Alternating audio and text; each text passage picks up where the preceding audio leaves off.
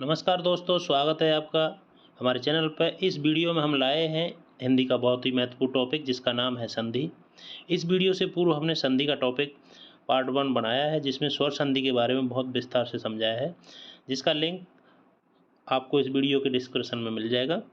इस वीडियो में हमने सिलेक्टेड उदाहरणों को सम्मिलित किया है जो व्यंजन संधि और विसर्ग संधि को बहुत अच्छे से कवर करेंगे।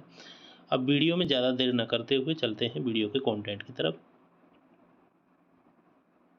व्यंजन संधि, जैसा कि आप देख रहे हैं व्यंजन संधि के बारे में, क्योंकि हमने इस वीडियो में व्यंजन संधि और विसर्ग संधि को कवर किया है। व्यंजन के बाद स्वर या व्यंजन आने से जो परिवर्तन होता है, जैसे हमें बताया कि संधि क्या होती है, तो वर्णों का मेल होता है। जैसे मानो विद्यालय, विद्या धन आलय, अधन आ बराबर आ, तो वहाँ पर स्वरों का स्वरों से मेल हो रहा है, इसलिए वो स्वर संधि है।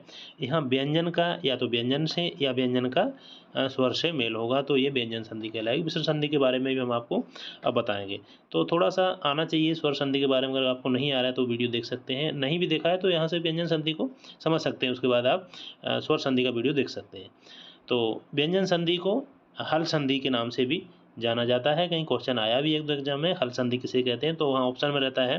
तो व्यंजन संधि को हल संधि के नाम से भी जाना जाता है। दोस्तों, ये वीडियो आप देखने के बाद व्यंजन संधि और विसर्ग संधि के अधिकांश क्वेश्चन अच्छे से कर पाएंगे, और थोड़ा सा प्रैक्टिस करने के बाद बड़े आराम से आप सारे क्वेश्चन कर सकते हैं। चलते हैं आगे। यहाँ पर जैसे बताया गया है कि वर्ग के पहले वर्ण का तीसरे वर्ण में परिवर्तन। पहले तो हम वर्ग समझ लेते हैं कि वर्ग क्या है। तो वर्ग जैसे हमने पिछले वीडियो में बताया, वर्णमाला के वीडियो में बताया था, कचट तप, कंठ, तालु, मूर्धा और दंत, ओष्ठ, ये हमारे वर्ग होते हैं। और इनमें यही हमारे स्पर्श व्यंजन भी होते हैं। इतने 25 होते हैं, स्पर्श व्यंजनों की संख्या 25 होती है। और KTMDO हमने इनका क्रम याद बना रहे, के से कंठ, तालु, मूर्धा और दंत और ओष्ठ, तो KTMDO से इंडिकेट किया है। तो यहाँ पर जो हमने इसका इस्तेमाल करेंगे वो वर्ग का पहले वर्ण का तीसरे वर्ण में परिवर्तन। तो जैसे वर्ग का पहला वर्ण क्या है, क है, च है, ट है, त है, पा है।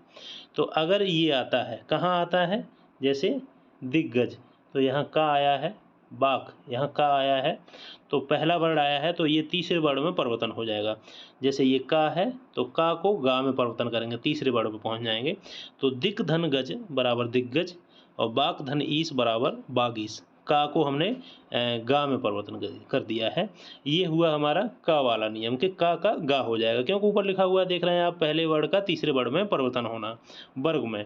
तो अगर वर्ग की बात आती है तो अब है चा का जा होना। अब ये जो चा है, अगर इस प्रकार से यहाँ आ जाता है अच, तो जैसे उदाहरण हमने लिया है, तो च का क्या हो जाएगा, जा हो जाएगा। ये तीसरा, क्योंकि ऊपर लिखा हुआ है वर्ग के पहले वर्ण का तीसरे वर्ण में परिवर्तन हो जाना। अच धन अंत अजंत, अच धन आदि आजादी, आजाद हो जाएगा। तो इस प्रकार से वर्ग के पहले वर्ण का तीसरे वर्ण में परिवर्तन होगा। तो हमने क और च, ये पहला और दूसरा कर लिया है। अब है ट, त और प। तो ट वाला नियम किस प्रकार से है, देखिए, ट का डा हो जाना, क्योंकि ट का डा कैसे हो जाएगा, ये ट है और इसका तीसरा ये डा है, ये डा है, तो टा का डा हो जाना। कहाँ है टा, यहाँ अगर टा आता है तो उसका डा हो जाएगा, किस नियम के अनुसार, क्योंकि मूर्धन्य में टा वर्ग में पहला है। तो जैसे नियम में बताया था कि पहले का तीसरा वर्ण में परिवर्तन हो जाना। तो सट धन आनंद, तो वो तीसरा वर्ण यहाँ पर डा है तो सड़ानन हो जाएगा।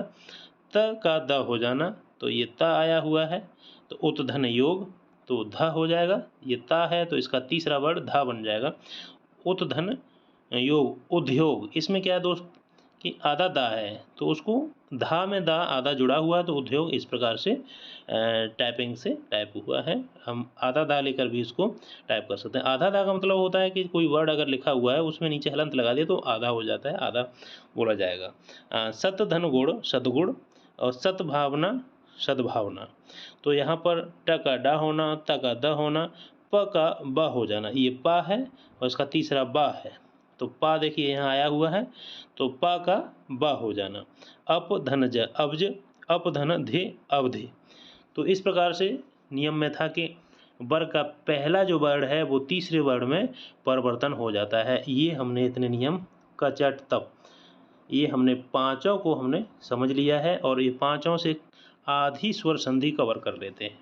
तो यहाँ पर इस प्रकार से इसी प्रकार के अगर और एग्जाम्पल आप प्रैक्टिस करेंगे तो स्वर संधि व्यंजन संधि ये आदि व्यंजन संधि को कवर कर लेते हैं और बड़े आराम से आप व्यंजन संधि को कर पाएंगे। और बची हुई संधियाँ व्यंजन संधि को उदाहरण हैं उनको हम क्लियर कर लेते हैं।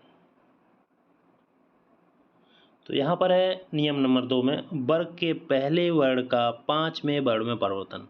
वहाँ था कि वर्ग के पहले वर्ण का तीसरे में परिवर्तन। तो देखिए यहाँ पहचान कैसे पाएंगे, क्योंकि वहाँ पर पहले का तीसरे में परिवर्तन हुआ है, यहाँ पहले का 5वें में। लेकिन ये कुछ दूसरी तरीका से है, वो पहले का तीसरे में था वो तो क्लियर हो ही गया है। तो वर्ग के पहले वर्ण का 5वें वर्ण में परिवर्तन, यहाँ पर क्या है कि यदि किसी वर्ग के पहले वर्ण जैसे क च ट त प ये हो गया पहला वर्ण, यदि किसी वर्ग के पहले वर्ण का मेल अगर किसी अनुनासिक वर्ण, जैसे अनुनासिक वर्ण कौन सा है न और म, तो वो क्या होगा उसके स्थान पर उसी वर्ग का 5वां वर्ण हो जाएगा। द्वारा समझिए, यदि किसी वर्ग के पहले वर्ण जैसे क च ट त प का मेल किसी अनुनासिक वर्ण से होता है, अनुनासिक क्या होता है ना और माँ हो गया, में अगर आता है अनुनासिक ना और माँ, ना और माँ से ही मतलब है इस नियम में। ना और माँ जैसे आता है किसी कचट तप के बाद अगर ना और माँ आ जाता है तो उसका 5वां वर्ण इस्तेमाल हो जाएगा वहाँ। तो यहाँ पर जैसे दिया हुआ है क का ड हो जाना, इसमें दिया है देखिए क का ड हो जाना। तो वहाँ पर क्या बोलते थे कि अगर का आ जाता है तो तीसरा वर्ण हो जाएगा। क च ट तप में का आ जाता है पहला, तो का वाले वर्ग का क ख ग हो जाता था। तो यहाँ पर ग नहीं होगा, यहाँ पर देखिए यहाँ पर माँ आ गया, ये अनुनासिक आ गया है, तो यहाँ पर का ड हो जाएगा। ये लास्ट जो 5वां है वो बन जाएगा क ख ग घ ङ चा छा जा जा या, तो ये 5वां वाला आ जाएगा यहाँ पर। अगर वहाँ कंडीशन ये है कि अगर क यहाँ पर आता है पहला और यहाँ पर माँ और ना आ जाता है तो ये डा में परिवर्तन हो जाएगा, बाग धनमय बागमय। तो देखिए क्या है कि आप थोड़ा सा अगर हिंदी पढ़े हैं तो आप अगर थोड़ी समझ आपके अंदर है इतनी, तो प्रैक्टिस करते करते कोई भी स्टूडेंट सीख ही लेता है। तो थोड़ा सा भी रिदम बनाएंगे तो आप समझ जाएंगे कि इसका क्या आंसर आना चाहिए। एक शॉर्ट ट्रिक बताता हूँ कि अगर मान लो नहीं दिमाग में रहता है एग्जाम टाइम पे, तो ट का ड हो जाना। तो इसी प्रकार से मैं बोला था कचट तब, तो ये ट है, अगर मान लो ट आ गया है तो ट का ड हो जाना। तो यहाँ पर ट आया है, मैं बोला था कि अनुनासिक ना और माँ आ जाते हैं, तो तीसरा ना होके फिर 5वां हो जाता है, तो षडमुख इसका हो जाएगा, जो 5वां अक्षर होते हैं वर्ग के। त का ना हो जाना, जैसे त आ गया है और ना और माँ से मेल अगर हो रहा है तो तीसरा ना होके, पहले जो बताया था ना कि पहले वर्ड का तीसरे वर्ड में परिवर्तन, तो अगर ना और माँ आ जाता है तो ये 5वें में चला जाता है, तो तन्मय हो जाएगा यहाँ और जगन्नाथ हो जाएगा। तो इस प्रकार से ये रूल यहाँ पर हमारा। नेक्स्ट चलते हैं, तीनों क्लियर किया है। अब यहाँ पर है छ से संबंध रखने वाला नियम है, तो ये छ वाला किस प्रकार से उसको बताते हैं। तो ऐसी कंडीशन में जहाँ छ वाले नियम में है अनुधन छेद अनुच्छेद विधन छेद विच्छेद।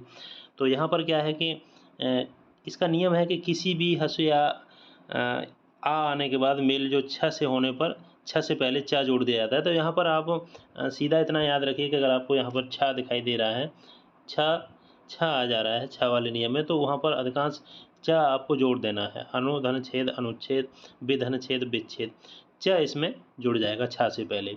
तो एक दो एग्जाम्पल ही इसका आता है, तो उसको बहुत ज़्यादा नियम में पढ़ने की ज़रूरत नहीं है, आप बड़े आसानी से इसको निकाल सकते हैं। अगर मान लो वनडे एग्जाम को क्लियर कर रहे हैं आप, तो इसको बड़े बढ़िया से निकाल सकते हैं। एक दो तीन एग्जाम्पल इसका दिमाग में रखने से आप बढ़िया से निकाल सकते हैं। नेक्स्ट है, यहाँ पर हमने कुछ ऐसे एग्जाम्पलों को सिलेक्ट किया है जो कि त का नियम में आपको ज़्यादा ना बांधकर नियम से बचते हुए आप एकदम इतने ही एग्जाम्पल से समझ लें। तो यहाँ पर आप देख रहे हैं कि सब में त जुड़ा हुआ है, यहाँ सब में त आया हुआ है, तो यहाँ पर डबल बन जा रहा है, आधा बन जा रहा है, जैसे उत धन चारण। तो यहाँ पर क्या है कि जो वर्ड दिया हुआ है दूसरे पद में पहले आदि में जो दिया हुआ है उसका आधा वर्ड उसमें जुड़ जा रहा है, उत धन चारण उच्चारण। और सत धन चरित्र सच्चरित्र, नियम से क्या है कि वो शॉर्टकट ही क्या जिसमें तमाम नियम बांध दिए जाएँ और मैं उसको शॉर्टकट बोल के चलूँ तो क्या शॉर्टकट है, वो शॉर्टकट ही आप भूल जाएंगे। इसका कोई शॉर्टकट नहीं है, यही शॉर्टकट है कि ये 3 4 5 6 जो एग्जाम्पल हैं उनको आप ध्यान में रखेंगे तो इससे मिला जुला कोई भी आएगा तो इसी नियम में फंसेगा वो। सिर्फ आप गिनती के ये जो एग्जाम्पल हैं उन्हीं को याद कर लेंगे। तो उत्धन चारण उच्चारण, सतधन चरित सच्चरित, इसमें भी देखिए पहले वाले में भी डबल हो गया है, आधा चा जुड़ गया है, इसमें भी आधा चा जुड़ गया है। सतधन जन में सज्जन, और इतना समझ है किसी भी स्टूडेंट में जो तैयारी कर रहा है कि इसका रिदम लगाते हुए क्या इसका आंसर बनना चाहिए। तो अगर इनको आप एग्जाम्पल को भी क्लियर कर लेंगे, ये ज़्यादा एग्जाम्पल तो है नहीं, 5-7 एग्जाम्पल हैं, तो उनको आप पूरे ता का नियम पूरा, और उसको हेडिंग दर हेडिंग अगर उसको याद करेंगे रूल को, तो वो नहीं हो पाएगा इतनी जल्दी से। तो सत धन जन, तो इसमें देखिए जा आधा जोड़ दिया गया है। उत धन ज्वल उज्ज्वल, देखिए पहले से आधा जा है और आधा जा हम नियम में जोड़ते आ रहे हैं। तो उज्ज्वल, तो हमेशा एक बर्तनी में और बता देता हूँ, उज्ज्वल भी बहुत बर्तनी में भी आता है चेक करने के लिए, तो बर्तनी हमेशा याद रखना। उज्ज्वल का इस प्रकार से लिखा जाता है। उतडयन, आधा डा इसमें जुड़ जाएगा तो उड्डयन हो जाएगा।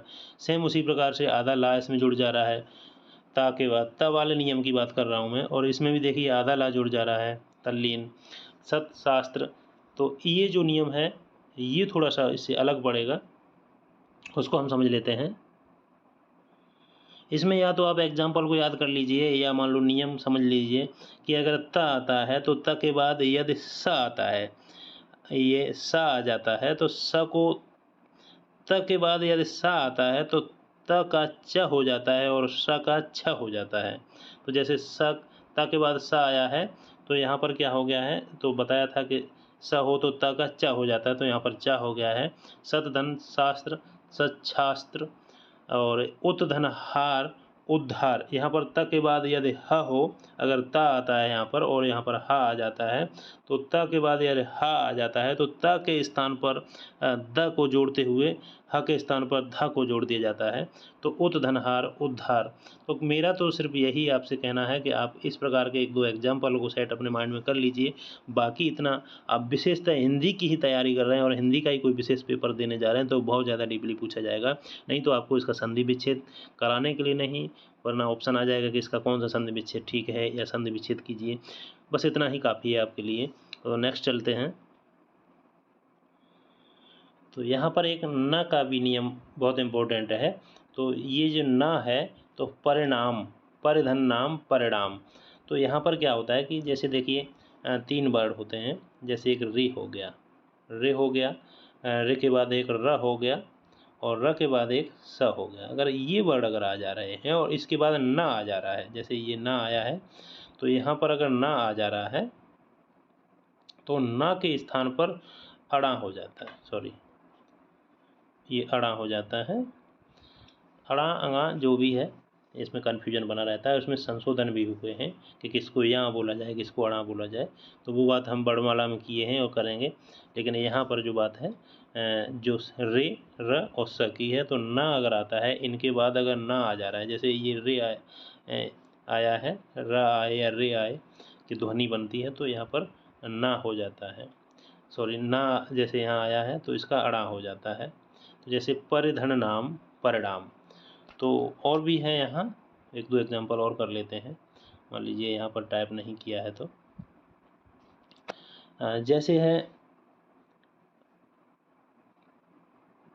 प्र और धन मान, ये देखिए तो यहाँ पर रा है और यहाँ पर माँ है, तो हमने बताया था कि र रे और स के बाद अगर मान लो माँ आ जा रहा है तो उसका फिर अड़ा हो जाएगा, तो यहाँ पर प्रमाण का इसका बदल जाएगा अड़ा में, तो वो हो जाएगा प्रमाण। नेक्स्ट है, तो माँ संबंधी नियम में भी देखिए कि इसमें दिया जाता है, जैसे पहले 2 उदाहरण की हम बात कर ले रहे हैं, अलग अलग हमने नियम से लिए हैं ये। तो पहले जो उदाहरण की बात कर रहे हैं कि अगर माँ का मेल, जैसे ये माँ है, माँ का मेल का से माँ तक जो हमने बताए थे 5 वर्ग के जो स्पर्श व्यंजन थे का से माँ तक, तो अगर माँ का मेल का से माँ तक किसी भी व्यंजन वर्ग से होने पर माँ जो है उसी वर्ग के पंचमा अक्षर में बदल जाता है। जैसे ये माँ है और माँ का मेल गा से हो रहा है, ये माँ है और माँ का मेल गा से हो रहा है, और गा क्या है, गा का वर्ग का है, तो इसी के पंचमा अक्षर की ध्वनि इसमें आ जाएगी समधन गति संगति, और समधन पूर्ण संपूर्ण। तो जैसे माँ है और पा है, तो इसका पा का लास्ट ध्वनि जो वर्ड की बनेगी, लास्ट जो पंचमा अक्षर है उसी में इसका चेंजिंग हो जाएगी। जैसे समगति, संगति, समपूर्ण, समधनपूर्ण, संपूर्ण। अगर मान लो आपको नियम नहीं समझ में आ रहा है, थोड़ा जटिल है, व्यंजन संधि के थोड़े से जटिल नियम है, लेकिन उदाहरण जटिल नहीं है। समगति अगर कहीं आपका लिखा हुआ है तो हमने हर नियम से ये 1-2 लिया है। तो समगति, समधन गति, संगति आप आराम से समझ जाएंगे, और समधनपूर्ण, संपूर्ण आप बड़े आराम से समझ जाएंगे।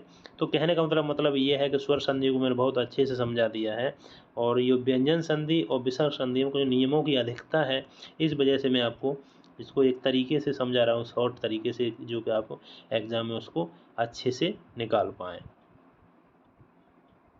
अब बात करते हैं इस नियम की। तो इसमें सम धन योग, संयोग, सम धन विधान, संविधान, सम धन सार, संसार। या तो आप इस प्रकार से ये 2-3 एग्जाम्पल को याद कर लीजिए शॉर्ट ट्रिक से, और नहीं तो माँ का, यदि जैसे ये माँ आया है पहले वर्ड में, जैसे माँ आया है पहले शब्द में, तो माँ जो है, माँ का मेल यदि य र ल हुआ, जो य र ल हुआ अंतस्थ व्यंजन होते हैं, य र ल और व, ये अंतस्थ व्यंजन होते हैं। या स, स और ह ऊष्म संघर्षी हैं ये, और ये अंतस्थ व्यंजन है। माँ का मेल अगर ऊष्म संघर्षी य र ल हुआ या स ह से हो जाता है, तो माँ हमेशा अनुस्वार बना रहता है। अनुस्वार मतलब बिंदी की तरह रहता है। देखिए, समधन योग, संयोग, समधन विधान, संविधान, समधन सार मतलब संसार। तो यहाँ पर या तो आप ये अंतस्थ व्यंजन, या तो यथना याद रखें कि माँ के बाद अंतस्थ व्यंजन या ऊष्म संघर्षी वर्ड आ जाते हैं, तो उनको अनुस्वार की तरह उनका संयोग बनेगा। समधन योग, संयोग, समधन विधान, संविधान, समधन सार, संसार। तो या तो फिर इन आप 3 एग्जाम्पल को याद कर लें। नेक्स्ट हैं हमारे 2 एग्जाम्पल जो हमने लिए हैं। अब ये जो नीचे बचे हुए हैं 2, जैसे नीचे बचे हुए हैं ये 2, समधन मान, सम्मान, समधन गति, सम्मति, ये तो बहुत आसान है। अगर आपको दोनों जगह माँ मिल जाता है तो इसमें कोई परिवर्तन नहीं होगा। दोनों जगह माँ है, देखिए माँ और माँ, तो इसमें कोई परिवर्तन नहीं है, डायरेक्ट वो जोड़ दिया जा रहा है, सम्मान, समधनमति, सम्मति। तो अगर माँ धन माँ आ जाता है तो वो जुड़ जाएगा और व्यंजन संधि रहेगी। और ऊपर वाले नियम में हमारा क्या था, इस बीच वाले में इसमें था कि माँ के बाद अगर अंतस्थ व्यंजन या उसमें संघर्षी व्यंजन आ जाते हैं तो वो अनुस्वार में के साथ योग करेंगे उसका। और ऊपर जैसे हमने बता दिया था, माँ वाला नियम जो बताया था, तो इस प्रकार से यहाँ हमारे तीनों नियम हो जाते हैं। अब हमारा आगे चलते हैं। आगे हमको मिलता है कौन सा, सहसंबंधी नियम। तो सहसंबंधी नियम को हम जानेंगे। तो यहाँ पर हमारा स वाला नियम है। सहसंबंधी नियम देखो कैसा है, आप इसमें देख रहे हैं।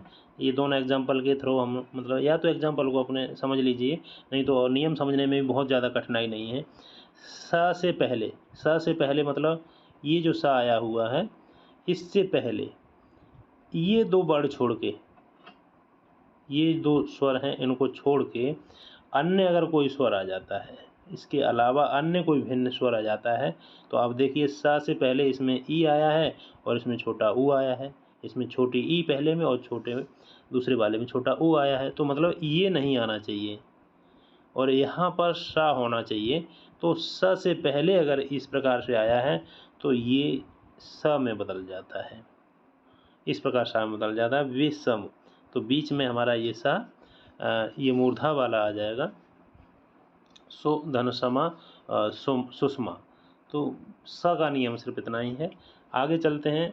तो यहाँ पर ये व्यंजन संधि लगभग 99% हमने यहाँ ख़त्म किया है छोटे से टॉपिक में। आगे हम विसर्ग संधि को भी समझाते हैं। विसर्ग संधि क्या है? विसर्ग संधि, विसर्ग के बाद स्वर या व्यंजन आने पर विसर्ग में जो परिवर्तन होता है उसे विसर्ग संधि कहते हैं। विसर्ग के बाद पहले विसर्ग रहेगा, उसके बाद स्वर आएगा या व्यंजन आ जाएगा, तो वो विसर्ग संधि बन जाएगी। इसमें नियमों की बहुत अधिकता है, इसलिए हमने एग्जाम्पल से इसको क्लियर किया है। मनधन योग, मनोयोग, तपधन भूमि, तपोभूमि, दोनों वर्ड अलग अलग होंगे। पहला विसर्ग के साथ होगा, तो उसको आप सेंस के हिसाब से अगर जोड़ेंगे थोड़ा सा भी, तो आप बना सकते हैं उसको। और आप ज़्यादा रूल के चक्कर में रहेंगे तो बहुत ज़्यादा जटिलता उसमें दिखेगी आपको। आगे इसी प्रकार से हमने कुछ गिने चुने एग्जाम्पलों को लिया है जो सारे एग्जाम्पलों को कवर करेंगे। विसर्ग का ओ हो जाता है इनमें, जैसे अधोगति, तो इसका अधोगति का अधोगति हो जाएगा। और आगे है मनरथ, तो इसका मनोरथ हो जाएगा। और मनः धन हर हो जाएगा तो मनोहर हो जाएगा, तपः धन भूमि का तपोभूमि हो जाएगा, मनः धन योग का मनोयोग हो जाएगा। तो इसमें जो विसर्ग आए हैं उसमें इस प्रकार के जो एग्जाम्पल हैं उनमें सब में ओ हो गया है। तो ये 4-5 एग्जाम्पल आप कर लेंगे तो इस प्रकार के एग्जाम्पल बड़े आराम से कर सकते हैं। और सेम इसी प्रकार विसर्ग का र हो जाना, जैसे निराशा, निर्धन, ये निराशा, निर्धन, निर्बल, आशीर्वाद, तो जो शब्द हैं इनमें क्या हो जाता है, र हो जाता है। आगे तो विसर्ग रहेगा ही, निधन आशा, तो निराशा शब्द बहुत ज़्यादा इंपॉर्टेंट आया है एग्जाम में। तो निधन आशा रहेगा, आगे विसर्ग के साथ ने रहेगा, पीछे आशा शब्द जुड़ा रहेगा, सार्थक शब्द, तो निराशा।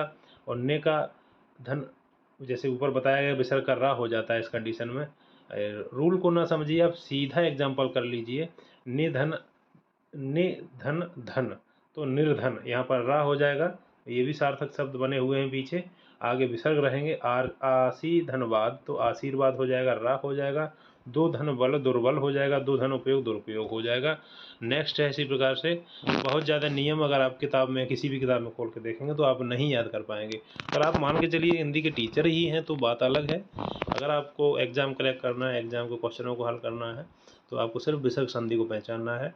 निश्चल, दुष्चरित्र, आप निश्चल और दुष्चरित्र को आप अगर पढ़ेंगे बार बार तो आपको स्वतः ही दिखेगा कि इसमें नेह शब्द में मतलब विसर्ग का लोप हमें दिखाई दे रहा है। तो यहाँ बड़े आराम से विसर्ग का स होना, तो विसर्ग का स होना किस प्रकार से, निस्धन छल, निश्चल, दो धन चरित्र, सार्थक शब्द चरित्र दो के पीछे जुड़ा हुआ है तो आराम से दुष्चरित्र हो जाएगा। तो विसर्ग का स हो जाना, नेह, नेह, नेह के बाद ठोर, फल, कपट, तो निष्ठुर, नेह धन ठोर निष्ठुर, नेह धन फल निष्फल, और नेह धन कपट निष्कपट हो जाएगा इस प्रकार से।